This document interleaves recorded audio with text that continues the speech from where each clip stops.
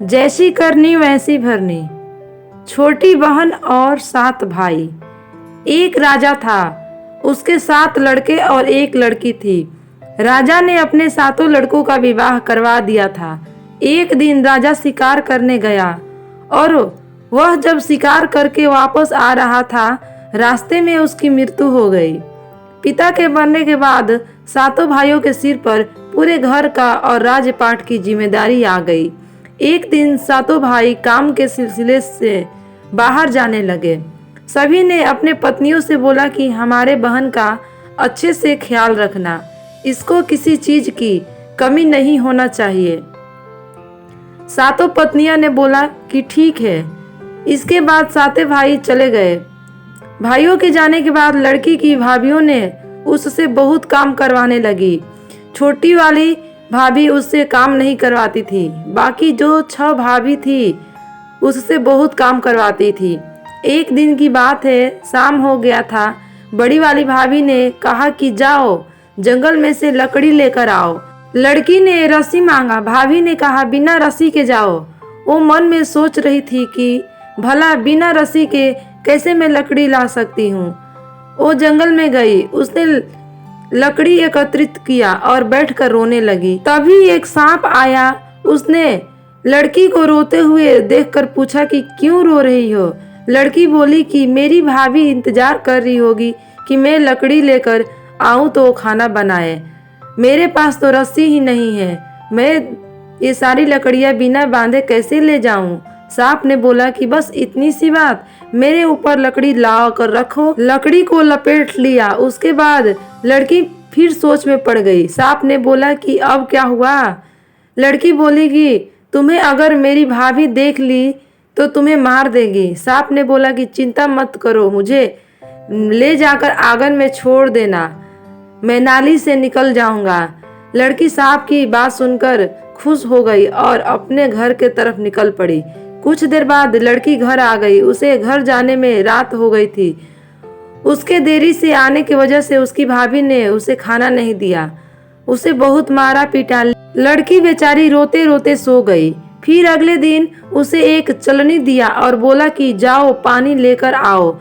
लड़की नदी के किनारे जाकर पानी भरने की कोशिश कर रही थी, परंतु सारा पानी गिर जा रहा था। वो वहीं पर बैठकर रोने लगी। तभी अचानक एक मेंढक आया। वह लड़की को देखकर पूछा क्यों रो रही हो। लड़की बोली कि मैं पानी भर रही हूँ, लेकिन सारा पानी चलनी में से गिर जा रहा है क्योंकि चलनी में बहुत सारा छेद है। मेढक ने उसे एक उपाय बताया और बोला कि बस इतनी सी बात। उसने अपने सारे मेढक को बुलाकर और चलनी में बैठ गए और बोला कि घर ले जाकर एक बाल्टी में रख देना, हम सारे मिलकर उस बाल्टी में पेशाब कर देंगे और बाल्टी भर जाएगा। उसके बाद हम लोग वहां से चले जाएंगे। लड़की ने वैसा ही किया। उस लड़की की भाभी हर रोज ऐसे ही उटपटांग काम कुछ न कुछ करने के लिए देती थी। एक दिन की बात है, उस लड़की को एक काला रंग का कंबल दिया और बोला कि जाओ, जब तक ये कंबल सफेद ना हो जाए घर लौटकर मत आना। लड़की बोली ठीक है। लड़की कंबल लेकर चली जाती है और नदी के किनारे बैठकर उसे धोती है। वह छोटी लड़की उसे धोती गई, परंतु वह सफेद होता ही नहीं। काला है तो काला ही रहेगा, सफेद थोड़ी ना होगा। लड़की को 2 दिन हो गए, बिना कुछ खाए पिए बैठी रही और फूट फूट कर रो रही थी। तभी उसके 7 भाई नदी के पास वाले जंगल से होते हुए बाहर से लौट कर आ रहे थे। 7 भाइयों को किसी लड़की की रोने की आवाज सुनाई दिया।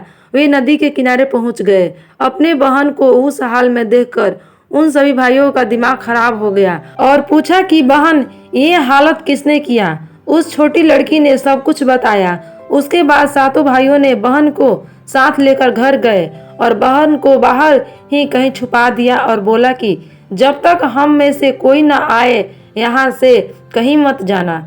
उसके बाद वो घर के अंदर चले जाते हैं। सारी पत्नियां अपने पति को देखकर इतनी खुश होती है कि पूछो मत। कोई पानी लेकर आती है, कोई पंखे से हवा देती है। तभी एक भाई बोला कि मेरी प्यारी बहन कहाँ है, दिखाई नहीं दे रही। तभी एक भाभी बोलती है यहीं पर कहीं खेल रही होगी। तुरंत दूसरी भाभी बोली अभी दूध भात खाकर यहीं कहीं खेल रही थी। तभी एक पत्नी बोलती है कि आप लोग पहले खाना खाइए वो आ जाएगी। एक भाई बाहर जाता है और अपने बहन को अंदर लेकर आता है और अपने पत्नी से पूछते हैं कि यही दूध भात खाई है, अगर खाई होती तो ये हालत नहीं रहती। मेरी बहन की क्या हालत हो गई है। सारी पत्नियां कुछ नहीं बोलती। तब छोटी लड़की बोलती है कि सबसे छोटी वाली भाभी ने कुछ नहीं किया है, बाकी सारी भाभी ने बहुत सताया है, काम करवाया है। सारे भाइयों ने मिलकर अपने पत्नियों को घर से बाहर निकाल दिया और सबसे छोटी वाली पत्नी रह गई। उसके बाद सारे मिलकर राजपाट चलाने लगे। दोस्तों, इस कहानी से हमें क्या शिक्षा मिली?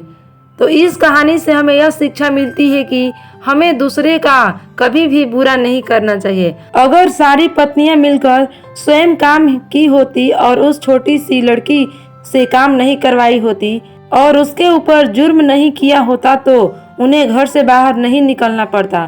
कहावत है न, अगर हम किसी के लिए गड्ढा खोद रखे हैं तो हमारे लिए भी कहीं गड्ढा खोद कर रखा होगा। दूसरे के चक्कर में हम इंसान स्वयं गिर जाते हैं।